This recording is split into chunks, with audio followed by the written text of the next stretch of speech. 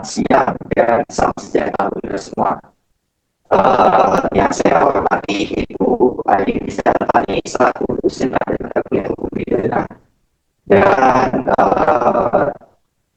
semuanya yang sama-sama berjuang dengan baik profesional dan essential patient atau Islam. Untuk soal sebenarnya seperti daerah Islam. Baiklah, pada hari ini dan pada kesempatan kali ini mereka mempresentasikan hasil kerja kelompok kami yang telah dituliskan pada materi yang pidana oleh Bayu yang dimaksudkan itu terkait dengan pendataan berkaitan dengan background dan berkaitan dengan perilaku. Di sini akan belajar dari konsep dan juga ada satu punya unsur dan contoh kasus. Next, unsur itu kita menjelaskan atau menerangkan motif ya.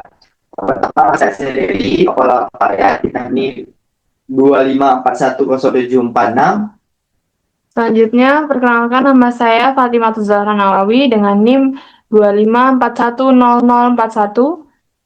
Baik, perkenalkan nama saya Nabila Nisalifah dengan NIM 254109990. Dan saya Bening Nindita Nasyif dengan NIM 254101052. Next. Nah, di sini kita akan mulai menjelaskan terkait dengan poin pertama, yaitu adalah plagiar.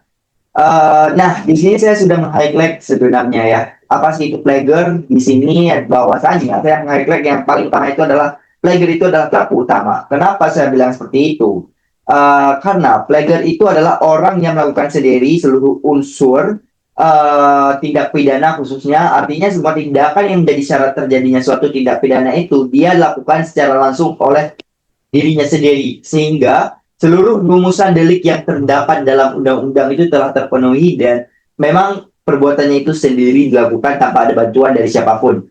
Nah, dalam pasal atau dasar hukumnya itu saya mengambil pasal 20 huruf A KUHP tahun 2023. Yang dimana di sini dijelaskan ya bahwa setiap orang dapat dipidana sebagai pelaku tindak pidana apabila ia memiliki sendiri tindak pidana tersebut atau ia melakukan sendiri tindak pidana tersebut. Nah, dengan kata lain, tidak ada perantara atau orang lain yang membantu terjadinya tindak pidana atau menjalankan perbuatan utamanya itu. Semua tindakan dirinya itu dilakukan langsung oleh pelaku sehingga ia ini menjadi pihak yang paling bertanggung jawab atas tindak pidana yang terjadi. Nah, teman-teman semuanya, kita perlu mengetahui agar seseorang itu dapat disebut sebagai plagiar, itu kita bisa lihat dari unsurnya. Unsurnya itu meliputi apa aja? Nah, di sini saya telah menuliskan bahwasanya unsur yang pertama itu saya sebenarnya membagikan dalam unsur dua ya, ada secara objektif sama secara subjektif. Nah, bedanya apa? Kita bisa lihat bahwasanya unsur yang pertama itu dia melakukan sendiri perbuatan pidana. Jadi,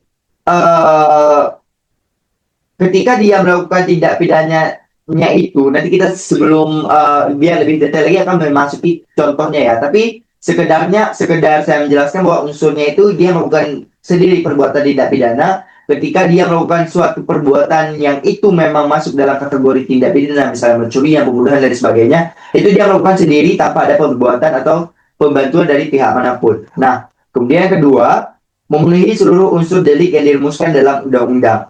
Apa aja yang telah dirumuskan dalam undang-undang ya, dalam seperti di sana pasal 20 huruf A KUHP 2023 dan sebagainya. Nah, kemudian yang ketiga itu adalah pelaku memiliki kemampuan untuk bertanggung jawab secara pidana. Nah, ini tentu ya dari mulai kita belajar pidana memang seseorang dapat dipidana apabila telah memenuhi masa pertanggungjawaban pidana. Jadi ketika seseorang itu telah memenuhi syarat pertanggungjawaban, mulai dari misalnya usia dan sebagainya, itu dia telah memenuhi syarat untuk bertanggung jawab. Nah, sehingga dapat dimintai pertanggungjawaban atas perbuatannya. Dan keempat atau yang terakhir itu adalah tindakannya yang dilakukan menjadi penyebab langsung terjadinya tindak pidana. Nah, baik, next kita akan menjelaskan contoh seseorang, contoh dari kasus sendiri ini ya, teman-teman.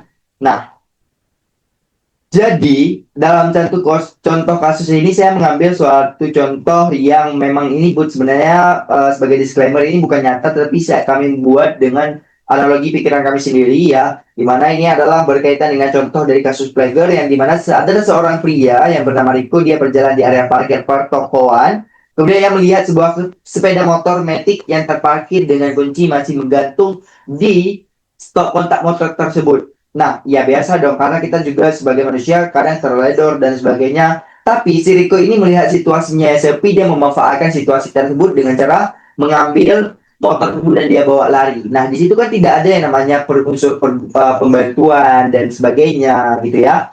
Sehingga itu telah memenuhi unsur tindak pidana yang dimasukkan di dalam plagiar. Karena dia melakukan si Riko ini melakukan tindak pidana dengan sendiri. Dan dia dapat dijatuhkan pidana penjara atau pidana denda ya yang ada di pasal 476 KUHP Nasional tahun 2023. Nah,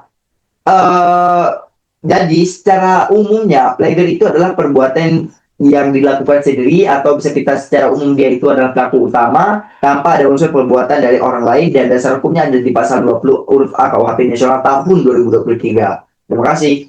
Next akan dijelaskan oleh tim saya. Selanjutnya adalah downplagen, yaitu menyuruh melakukan.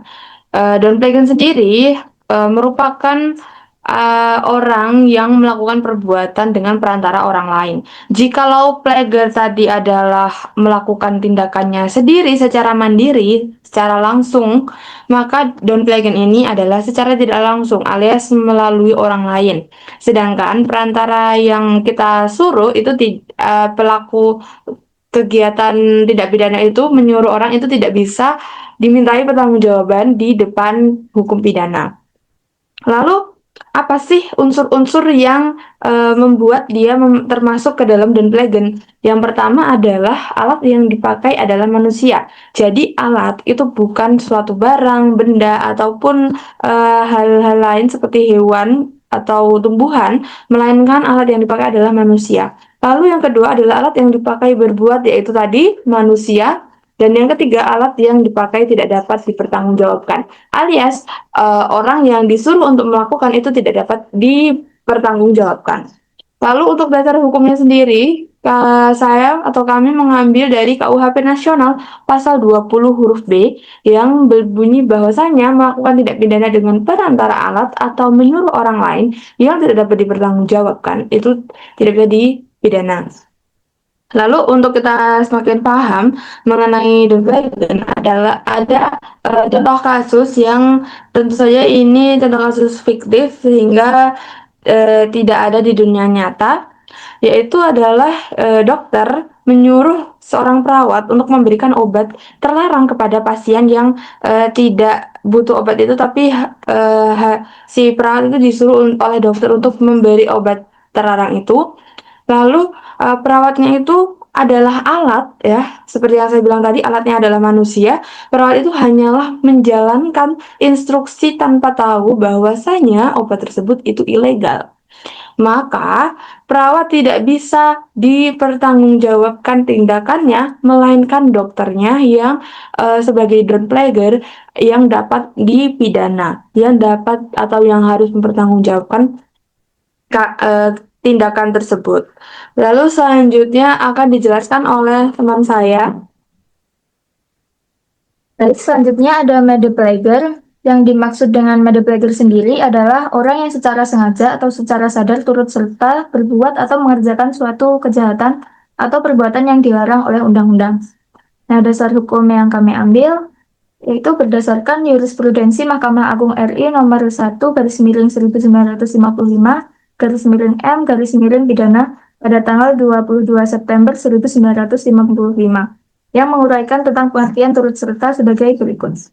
Pelaku bertindak sebagai medeplager atau turut serta atas kejahatan yang didakwakan terhadap sebuah perbuatan pidana. Peristiwa ini dapat digambarkan pelaku bersama saksi-saksi lainnya secara bersama-sama dengan sadar ikut melakukan suatu perbuatan tindak pidana sesuai dakwaan jaksa penuntut umum.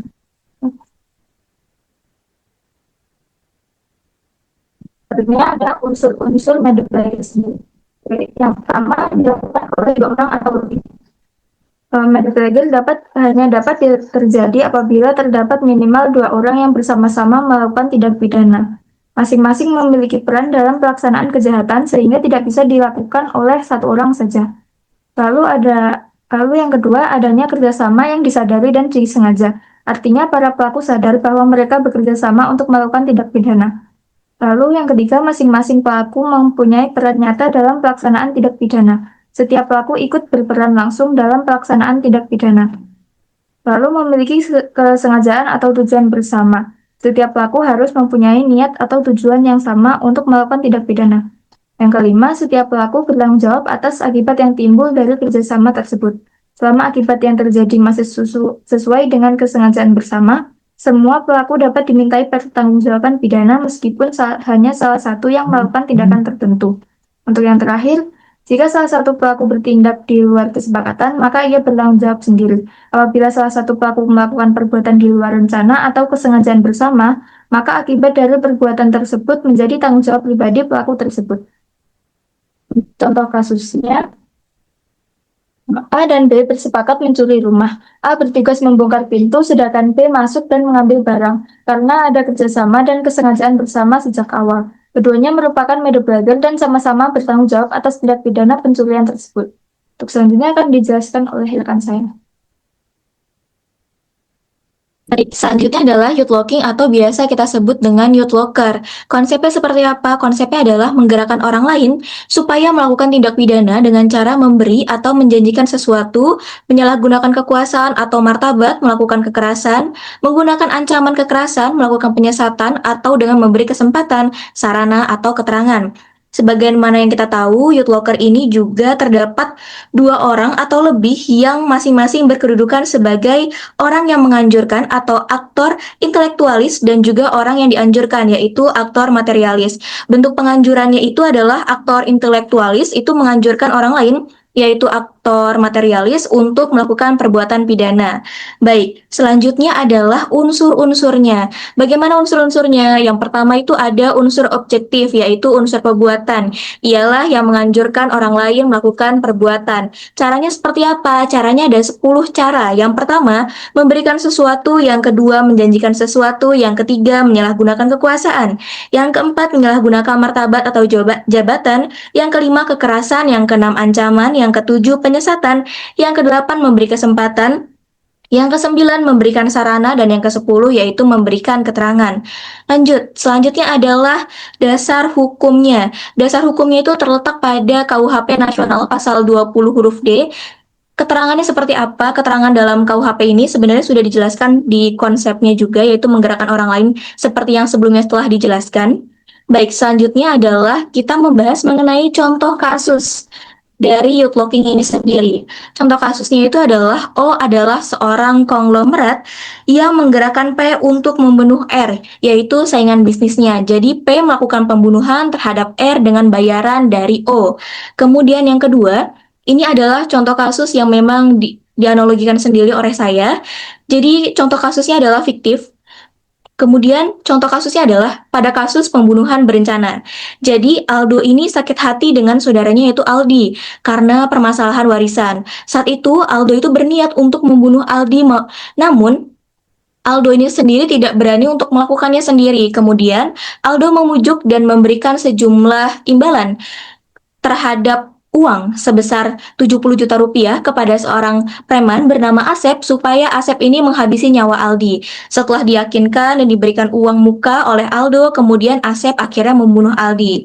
Jadi dalam kasus ini Aldo itu sebagai penganjur atau youth lockernya, kemudian kalau misalnya Asep ini sebagai pelaku materialnya, seperti yang di konsep tadi, ada aktor intelektualis dan juga aktor materialis. Kemudian sanksi pemidananya seperti apa? Sanksi pemidanaannya itu kalau bagi penganjur atau youth locker ini dikenakan hukuman pidana yang sama dengan pelaku langsung atau pelaku material. Sedangkan pertanggungjawaban dari penganjur atau youth locker ini sendiri itu dapat dimintai pertanggungjawaban pidana atas perbuatan yang dengan sengaja dianjurkannya beserta akibat-akibatnya. Apabila pelaku material ini dia melakukan tindakan di luar dari apa yang dianjurkan, yaitu berbuat lebih jauh dari apa yang disuruh, maka penganjur tidak dapat bertanggung jawab atas kelebihan tersebut. Baik, selanjutnya adalah sumber. Jadi di sini kami menggunakan beberapa pedoman yang kami jadikan sebagai referensi untuk mencari jawaban atas pertanyaan-pertanyaan yang sebelumnya telah dipertanyakan. Jadi ini ada contohnya, beberapa sumber. Baik, selanjutnya. Selanjutnya adalah penutup. Sekian dari saya dan akan dilanjutkan oleh rekan saya. Baik, terima kasih teman-teman semuanya yang telah mempresentasikan tugas hukum pidana ini dengan sangat baik ya, mulai dari unsur, kemudian dasar hukumnya, bahkan hingga ke contohnya yang sangat detail ya, di mana setiap materi atau setiap bab yang dikasih, misalnya ada plagiar, logging, itu semuanya sudah kita jelaskan dengan kasus contoh masing-masing. Nah, sehingga kita sudah selesai untuk mempresentasikan. Jika ada salah atau keliruan dalam menjelaskan, mohon untuk dikasih masukan karena bakal menjadi evaluasi kami ke depannya agar tidak keliru. Kurang lebih kami mohon maaf jika ada salah kata. Kami akhiri, wabillahi taufiq wal hidayah. Wassalamualaikum warahmatullahi wabarakatuh.